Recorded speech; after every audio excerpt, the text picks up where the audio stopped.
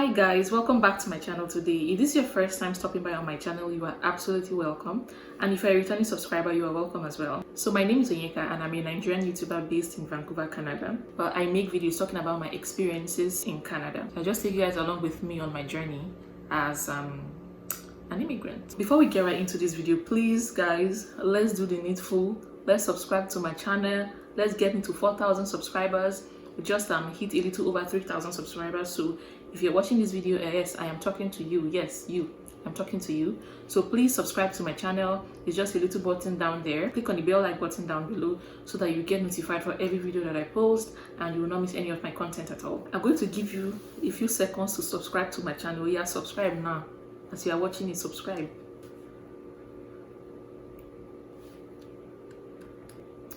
Thank you for subscribing. So before we get right into today's video, I just want to talk about this gorgeous hair you can see right here. I got it from a brand on AliExpress called Arabella Hair. I got 3 bundles and a closure, and the bundles were in 16. That's 3 bundles of 16 inches and 1 bundle of 18-inch closure. So I'm going to link everything down in the description box for you to purchase yours as well. Though I bought it as a bundle and I turned it into a wig. So that was it. So let's get right into the video.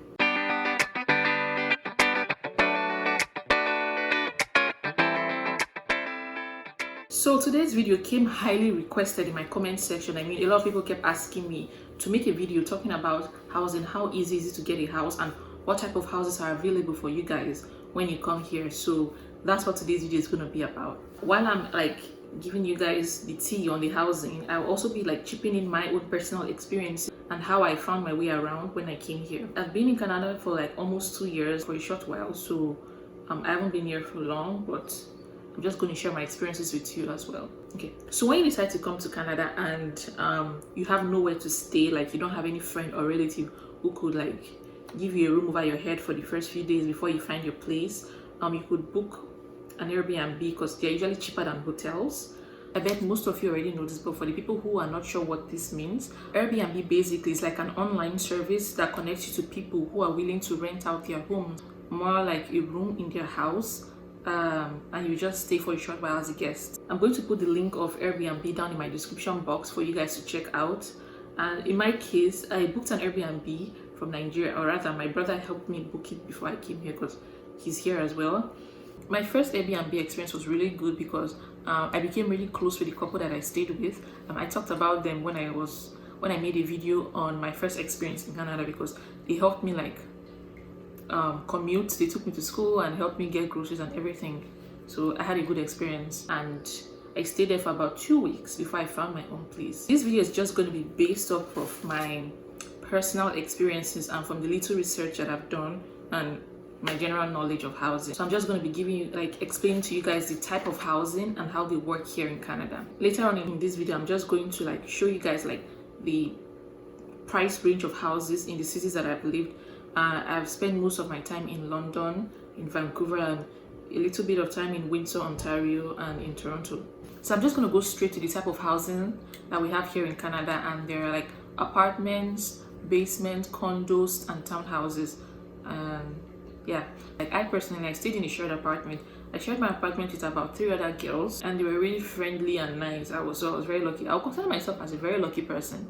I've never had it bad with roommates, and I will not be bad. I'm just going to leave the picture on the screen so you guys understand what I'm saying. An apartment are usually owned by a single person or found in a complex, and they're usually leased out to people to rent. They're very similar to condos, and a condo is usually found in buildings, and they have amenities like a gym, a pool, a concierge, all those luxury things, and that's what makes them really expensive.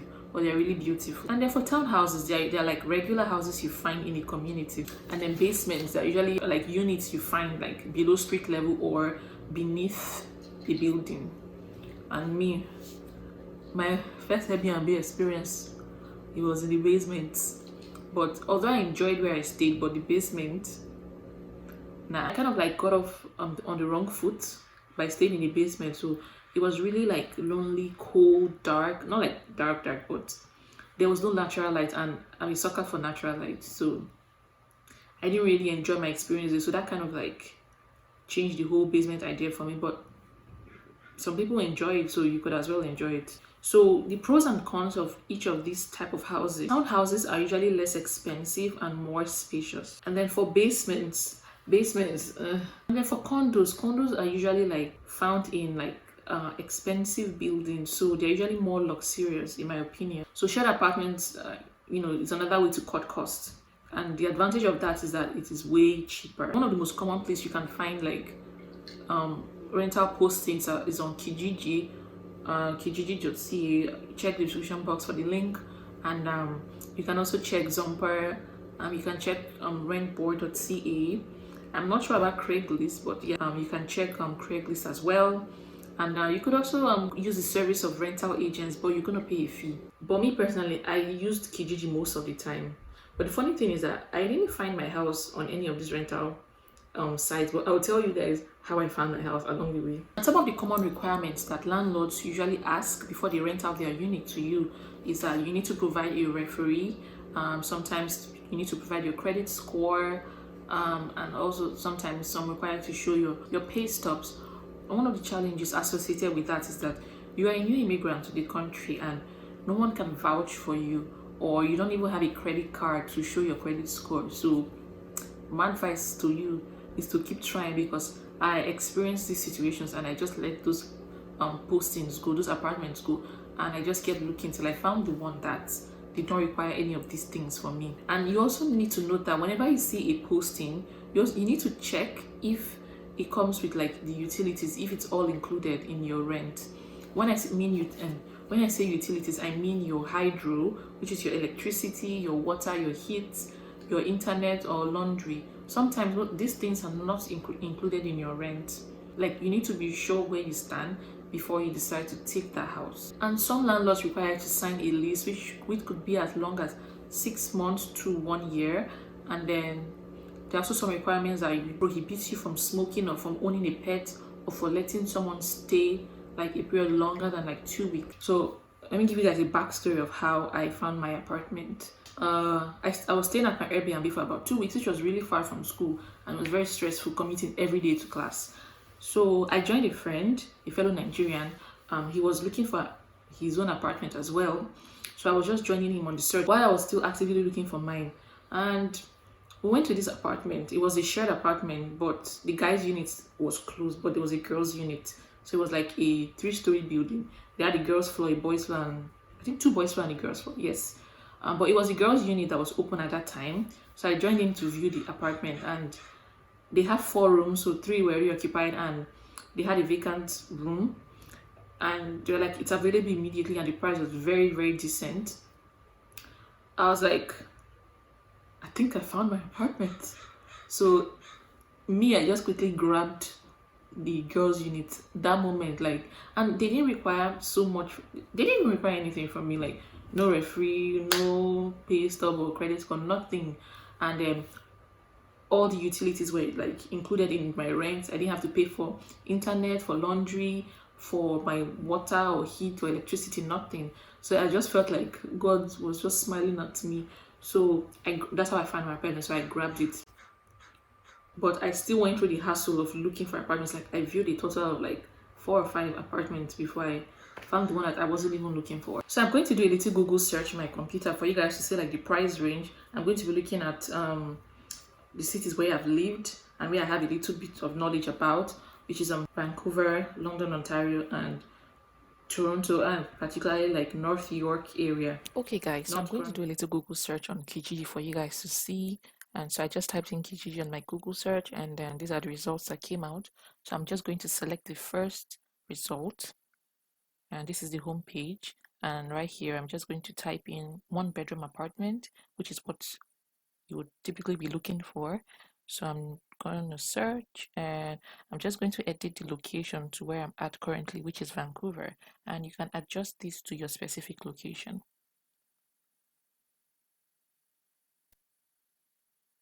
And I'm going to search and apply this radius to my search. So this is my result, and I'm also going to adjust the result to like lowest to highest prices first. And then so this is the result.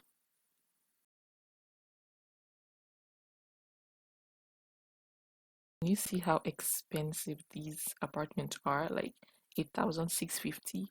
But bear in mind that apartments are usually very expensive. They look a lot nicer than the cheaper ones, obviously. So I'm just going to scroll down. As you can see, it's getting cheaper to like 685. But this is like one bedroom in a three-bedroom apartment, so it's like a shared apartment. As you can see, all these cheaper ones are usually shared apartments, like this 800 here. It's a shared apartment.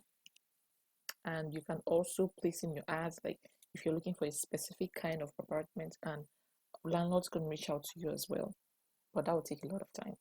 So as I scroll further down, you can see $1,000, yeah, and $1,100 for apartment. So guys, it's not cheap where I'm at. It's really expensive.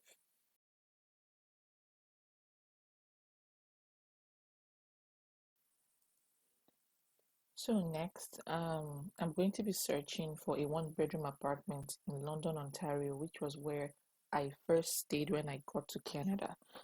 That's where my school was located before I moved to Vancouver. So I searched for a one-bedroom apartment. I'm going to filter the results to lowest prices first, and then yeah. So these are the results. As you can see, the prices are a lot more cheaper in London, Ontario, because it's a small city, unlike Vancouver, which is more metropolitan.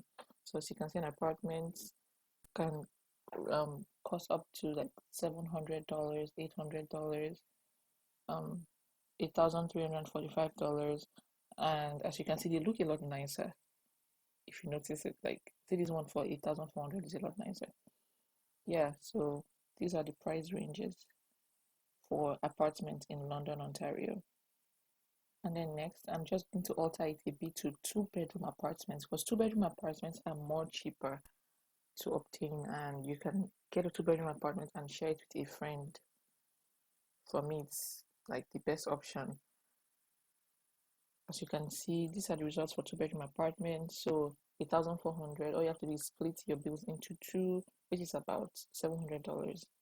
Yeah, so I'm just going to switch the search results back to one-bedroom apartment and then change my location from London, Ontario to Mississauga, which is pretty much like Toronto.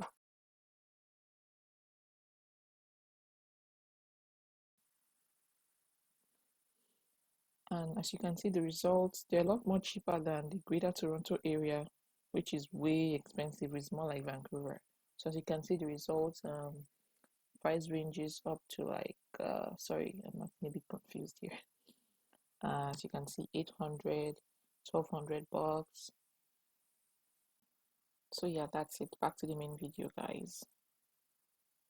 Generally, if you're an international student, I feel like the first place for you to start looking at accommodation is to ask your school. And most times they usually have like a website where they post like vacancies for housing. That I remember, like my school, they kept sending me like places, like they kept recommending me to places to stay. And then sometimes school can provide like a student residence. Obviously you pay for it, and then they're usually found on campus or close to campus, kind of like dormitories. And they will have like a general, entertainment area, like a shared bathroom, shared kitchen, like a shared common room. And there's also like a host family or a homestay accommodation, whereby a family kind of like provides you with like a single occupancy room to stay, and like giving you food and internet and everything. You should be like beware of scams. Like never deposit money to anybody like you haven't met physically, or you haven't even seen the property physically. It's important that you see the property physically, because what you see in picture is not what is in real life sometimes. Like I said, never send anybody money or make deposit without meeting the owner or seeing the property face to face. And it's also not compulsory to stay on campus while in school. You could opt for an off-campus house like I did. And then one tip that I would give is that before you get into a house, ensure that everything is working properly. Like if there's anything broken, make sure you inform the landlord, because they can still see that broke it. So inform the landlord or the caretaker, whoever is in charge of that building, about any fault you discover before you move in. And also when you're moving out, it's important that you also take pictures of the way the place was when you left it. So it's kind of like a proof that your own proof that you didn't damage anything. So whatever you decide at the end of the day, just ensure that you feel safe and comfortable, because that matters a lot, and that place should be easily accessible to like to the bus transit system, because you don't want to stay where to trek out to the bus stop. See, I've been there. Choose a house that is also accessible to the bus transit system. So thank you guys once again for stopping by and watching my video. I really appreciate you guys. So before you go, make sure you subscribe to my channel and give this video a thumbs up. Also click on the bell like button so you do not miss any of my content, and leave a comment down below requesting for the next video you guys want to see on my channel. And also, if you have questions that you're not comfortable writing in the comment section, you can send me an email and I will respond. You can find my email address in the description box. And yeah, so that's it guys. I will see you guys in my next video.